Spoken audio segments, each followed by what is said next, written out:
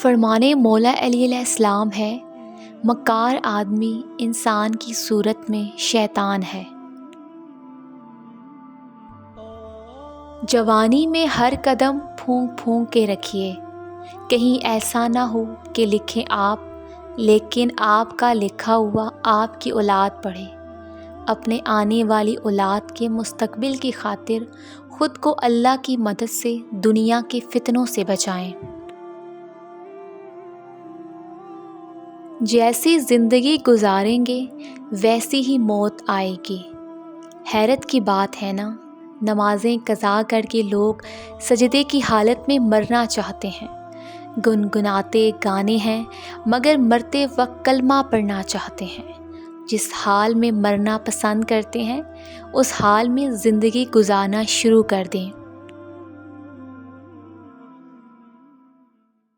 4 کاموں کا اہتمام کرو۔ پہلا، ذکر کی کثرت۔ دوسرا، قرآن مجید کی تلاوت۔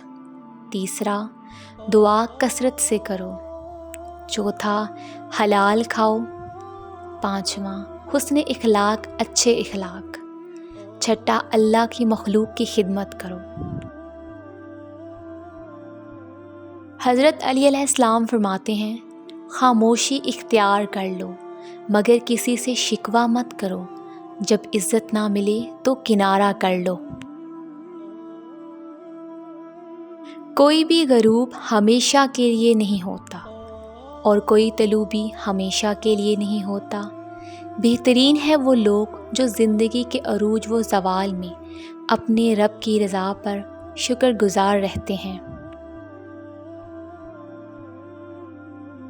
جب ایک صبر کر رہا ہوتا ہے تو دوسرا مکافات عمل کے لیے تیار ہو رہا ہوتا ہے۔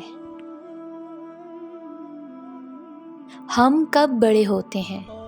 جب ہم زیادہ معاف کرنے لگ جاتے ہیں، جب ہم دوسروں پر اپنی مرضی مسلط کرنا چھوڑ دیتے ہیں، جب ہم راتوں کو گھومنے کے بجائے سونے کو ترجیح دیتے ہیں، جب ہم فضول بحث کے بجائے خاموشی کو ترجیح دیں، جب ہم اختلاف رائے کا احترام کرنے لگتے ہیں، جب ہم دوسروں کے بارے میں جلدی رائے قائم کرنا چھوڑ دیتے ہیں۔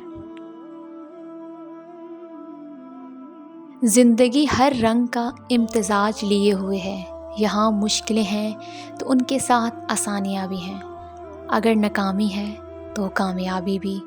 کوشش ہر چیز کی سمت بدل دیتی ہے، وہ عمل میں ہو یا ہاتھ اٹھا کر دعا کی صورت میں۔ کوشش جاری رکھیں، زندگی اپنا رخ بدلتی رہتی ہے، بس آپ اپنا رخ مایوسی کی سمت نہ کریں۔ اگر آپ کو یہ ویڈیو اچھی لگی ہے تو ویڈیو کو لائک کریں، چینل کو سبسکرائب کریں۔ تو ملتے ہیں اپنی نیکسٹ ویڈیو میں، اپنا خیال رکھیے گا، اللہ حافظ۔